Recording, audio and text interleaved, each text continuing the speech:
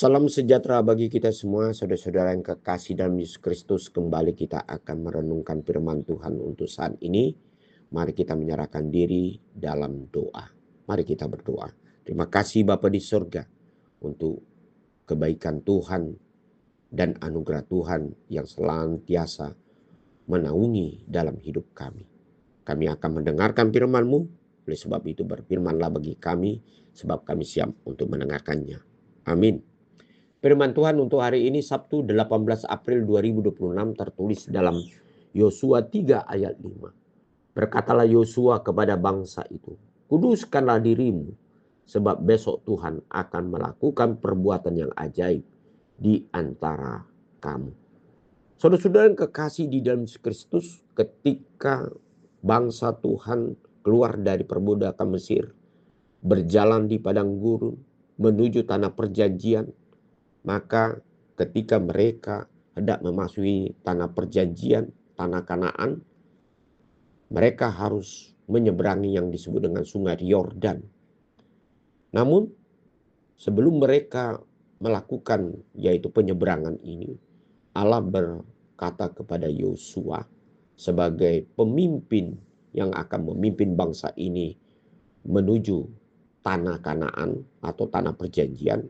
Maka Allah memerintahkan supaya bangsa Tuhan, bangsa Israel ini mengkuduskan dirinya. Sebab dengan mengkuduskan dirinya, disitulah mereka akan semakin terfokus untuk percaya kepada Tuhan sebagai juru selamat mereka yang akan menghantarkan kepada mereka, yaitu kepada tanah yang dijanjikan Tuhan bagi hidup mereka. Hal ini juga lah saudara-saudara yang kekasih di dalam kehidupan kita sebagai umat yang percaya di dalam Yesus Kristus, bahwa kita harus tetap mengkuduskan Tuhan di dalam kehidupan kita, di dalam melakukan segala pekerjaan kita, atau menghadapi tantangan pergumulan yang berat dalam hidup kita, atau untuk mencapai apa yang sudah Tuhan janjikan dalam hidup kita. Kita harus mengkuduskan Tuhan di dalam hati. Dengan kata lain, kita harus tetap tertuju untuk beriman, percaya kepada Tuhan sebagai juru selamat yang membimbing, menuntun, dan menguatkan kita untuk memberikan apa yang kita inginkan sesuai dengan kehendak Tuhan.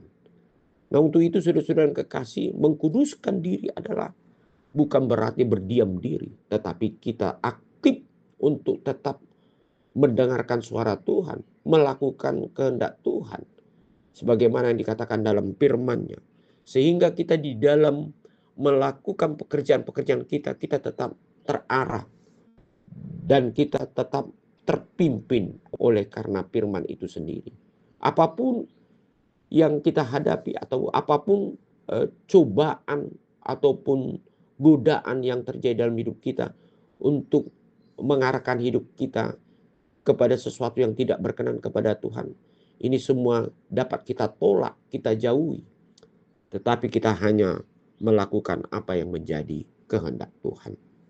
Sebab kita tahu bahwa dengan mengkuduskan diri kita melalui doa, firman Tuhan, dan terutama kita melakukan pekerjaan ataupun perilaku kita sesuai dengan firman-Nya, maka disinilah nyata kekudusan Tuhan sudah terjadi di dalam hidup kita.